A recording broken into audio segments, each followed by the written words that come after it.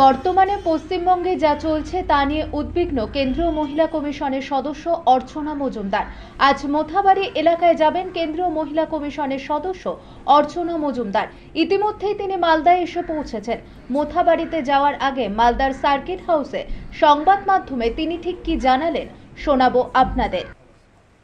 Individual complain মহিলাদের আয়োগে জমা পড়েছে প্রায় 7খানা, আর মাস পিটিশন মহিলাদের প্রচুর মহিলা একত্রে সই করে প্রায় 48 জন তারা একটা সই করে যে তাদের ওপরে যে ভাঙচোর, তাদের গালাগালি, ভয় দেখানো, এইসব নানা ধরনের কথাবার্তা দিয়ে মাস পিটিশন, যেটা আমরা ইমিডিয়েটলি আমাদের চেয়ারপারসন বলেছেন তার উপরে কাজ করতে এবং এসে ফিজিক্যালি দেখে ডিসিশন দিতে, রেকমেন্ডেশন দিতে।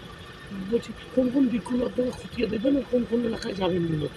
একদম যে জায়গাটায় প্রথমে বাজারটা প্রচুর দোকান ভাঙা হয়েছে এবং সেই দোকান অনেক মহিলারও ছিল, বেছে বেছে ভাঙা হয়েছে। একটা বিশেষ সম্প্রদায়ের দোকান, পাশে অন্য সম্প্রদায়ের ভাঙা হয়নি, এগুলো অভিযোগে লেখা আছে, গিয়ে দেখব।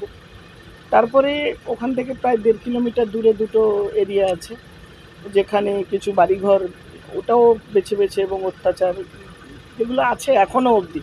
আজকে প্রায় কদিন, 6 দিন 7 দিন হতে চললো। তারপরেও যেটুকু অবশিষ্ট আছে দেখব, তাদের সাথে কথা বলবো, তাদের অভিযোগ শুনবো, সেগুলো আমরা লিপিবদ্ধ করে আমাদের যারা করণীয় আয়োগের তরফ থেকে পুলিশের সাথে কথা বলবো, অ্যাডমিনিস্ট্রেশনের সাথে কথা বলবো, সব মিটিং করে আমি যেরকম রিপোর্ট সাবমিট করি। এর আগে আমি বেলডাঙ্গা রাইড করেছি, এই 5 মাস দায়িত্বে এসে আপনার দিনহাটা করেছি, নারকেলডাঙ্গা রাইড করেছি, এটা 4 নম্বর রাইড।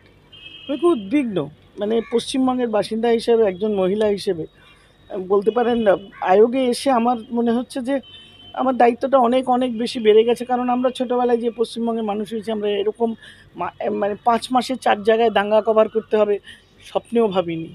এখানে মেয়েরা মিলেমিশে আমরা একসঙ্গে স্কুলে কলেজে বড় হয়েছি। কি হচ্ছে এখন? পুলিশের ভূমিকা কারা করাচ্ছে, কোন শক্তি, কেন, কি তাদের ইন্টারেস্ট, এগুলো পুলিশের ভূমিকা। পুলিশ হয়তো লোকালি ম্যানেজ করছেন, কিন্তু আসল যে কারণ, দেখুন আমি ভিডিওগুলো খুব মেটিকুলাসলি দেখেছি।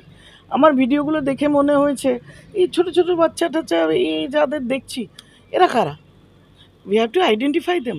কারা, কেন, কিসের প্ররোচনা, কেন বারবার হচ্ছে, কেন এই বিভেদ সৃষ্টি হচ্ছে, কেন এই ভাঙচুর হচ্ছে, ধ্বংস হচ্ছে।